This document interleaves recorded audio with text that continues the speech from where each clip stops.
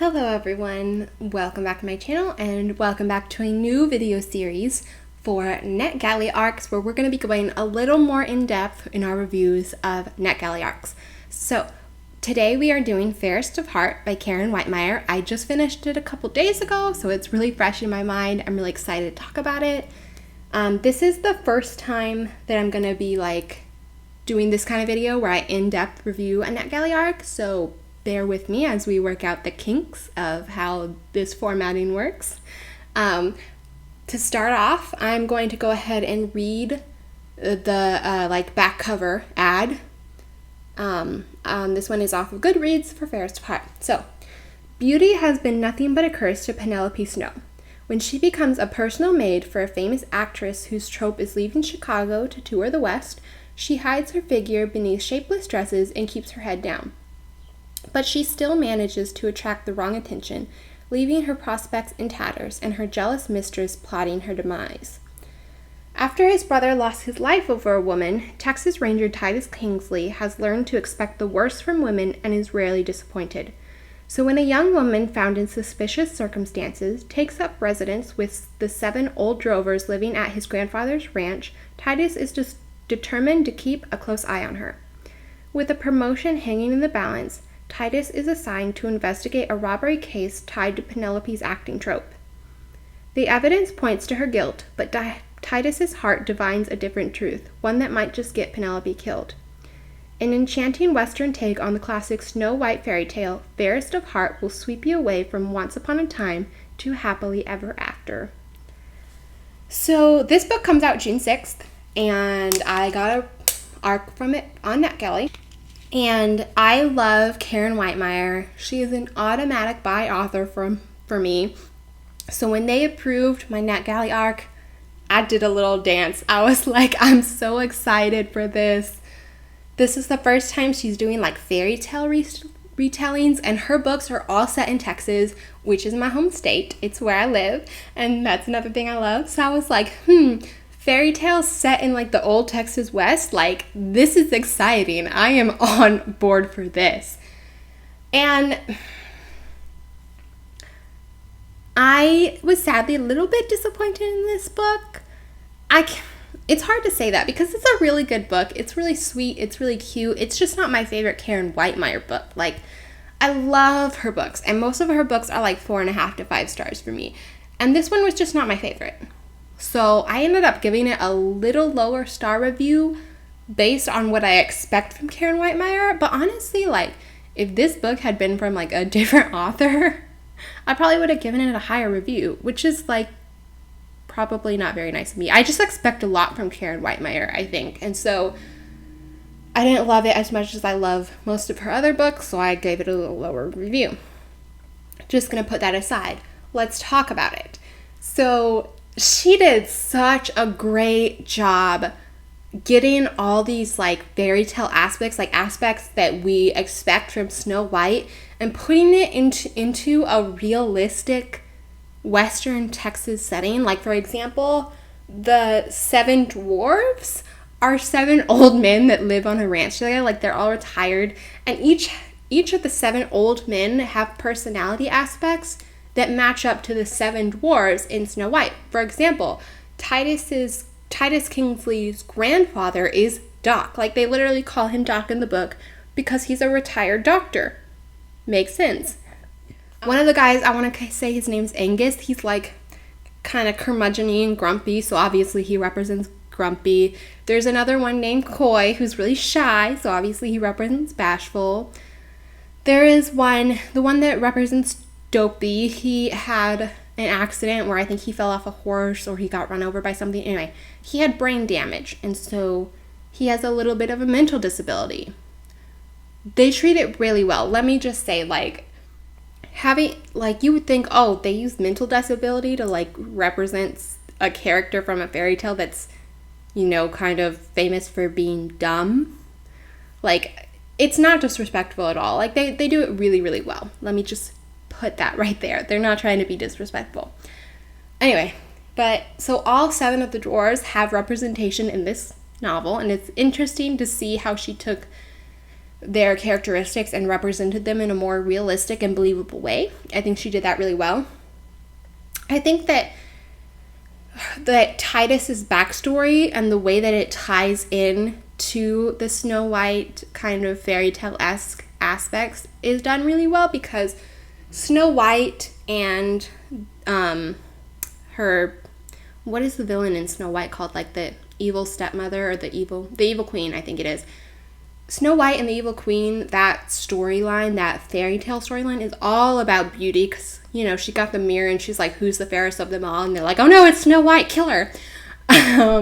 So Titus has a backstory that makes him distrustful of beautiful women in general, so he almost has a prejudice when he meets Penelope, which I thought was really interesting and a really nice take on it, and it's a really nice way to give him a backstory that still ties into the fairy tale, because obviously our Prince Florian in Snow White has no backstory. He's just kind of climbs over Snow White's wall one day in a really creepy way, and it's just like, hello. So this is much better than that, because we had to give our main hero a backstory. So to give him a backstory that ties into the fairy tale aspects, I thought was really well done and really smart. So yeah, there is that. I will say though that the focus on beauty just seemed a little off to me in this book, because the main focus on beauty was on the like chest bust area. I mean, both women are beautiful all over. Like, it talks about their face, it talks about their skin, and obviously for Penelope, it talks about her character and spirit, because in this lovely Christian fiction retelling, we have to say that her inner beauty is more important than her outer, so that is a big point. But when it does talk about the outer beauty for both of these women, it really does seem to give the most emphasis onto the bust size. And that was a little weird to me, because I was like, you've said it like 7 times already. We don't need to hear again how big they are. So yeah, I did not appreciate that. I'm just gonna put that out there. Yeah. But overall, I did enjoy the story. I did think it was cute. And now, let me just put a stop sign up, because going from this point forward in the video, there will be spoilers. So if you don't like spoilers, please turn the video off right now. If you do like spoilers, welcome to the club. Let's talk. Hi. Okay, so spoilers starting now. Can I just say that when there was a part where, so the storyline has to do with jewels, and when Penelope is wearing her boss's corset when she is taken away to be killed, and this corset has jewels sewn into it that her boss has stolen. And so when Madame LaBelle finds out that her corset is gone, that Penelope had to have been wearing it when she was taken away, she sends her henchman to go get the corset back. But the thing is that the jewels are gone out of the corset by this time, because the character who is Dopey, oh my goodness, Rowdy. The character named Rowdy he represents Dopey. He collects shiny things, and he sees a rip in this corset, and he sees all the gems, and so he takes them, and he hides them. And so when Titus and Penelope figure out that the gems is what she's looking for, that they're what's stolen, and they figure out that Rowdy takes them, like, they're kind of interrogating Rowdy a little bit, and like, he doesn't speak much because of his mental disability, but he keeps saying like, mine, and Titus is like, no, they're not yours, you have to return them so we can give them to the rightful owners because they're stolen. But literally the entire time during that scene, I was going, he is obviously telling you they are in a mine. And I didn't even know there was a mine in this book. Like, it had never said there was a mine in the book. But it just seemed really obvious to me that that's what he was saying. And I was like, how can you not get that's what he's saying? Like, I don't know. It just seemed like the misunderstanding there was really forced to me. And I was like, but guys, it's so obvious what he's saying. Like, they're in a mine somewhere. Which ties into the Snow White storyline. I didn't think about it at the time, but it actually really does tie into the Snow White storyline because the dwarves were miners. Anyway, so let me just get that out of the way right there. That was one point of the book where I was like, why do we have a misunderstanding about this? Like, it's really obvious to me that he's saying really clearly that they're in the mine. He's not claiming them as his. So, yeah. I just felt like that scene was just really forced for misunderstanding, and I was like, no, I don't see it. Like, I'm pretty sure he's very clear. I liked the relationship between Penelope and Titus. I felt like some of the aspects of Penelope, like that they tried to tie her into Snow White, because you know Snow White, she sings with the birds and stuff, and all the little woodland creatures really like her, and so tying in those aspects, I felt was like when she's dancing with the butterflies and when the bird lands on the porch and twitters at her, I was like, okay, obviously this moment is just to tie her into the fairy tale. Like, it didn't necessarily feel like it, I'm not going to say it didn't belong in the book, but I don't know, just both those scenes, I was like, okay, we're obviously tying it back to the fairy tale right now. Like, it's not all that necessary without tying it back to the fairy tale. Also, like, but can I just say that I loved her backbone in this book? Like, Snow White's a pretty naive character in general. Like, she's just kind of like, oh, I love these little old dwarves I found in the wood. I will clean for them. Oh, there's a woman offered me a shriveled up apple. I will eat it. But Penelope has a lot of innocence and a bit of naivety to her, but she also has a very strong backbone. She stands up to Titus, like, despite him being like a Texas Ranger and intimidating, and also the fact that she's like really attracted to him, she stands up to him on multiple occasions, like one being his treatment of Rowdy in the interrogation, and she's just right there being like, don't mess with my friends, buddy. We have to talk about this. So I love that we gave her a lot more depth than Snow White has. I think that was really nice.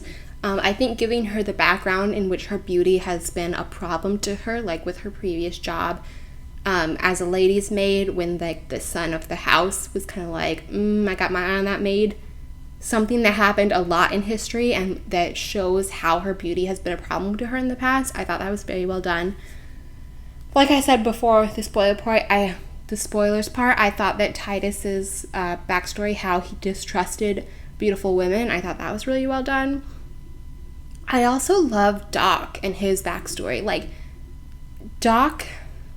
Titus had a brother that he was really, really close to, and this brother was shot by a beautiful woman who basically ran a confidence scheme on him, and Doc, like, tried to save him, but it was too late, and he died, and so they're both Titus and Doc are haunted by that death. Titus, because he doesn't trust beautiful women, and it's what pushed him to join the Rangers so that he could protect people from what happened to his brother.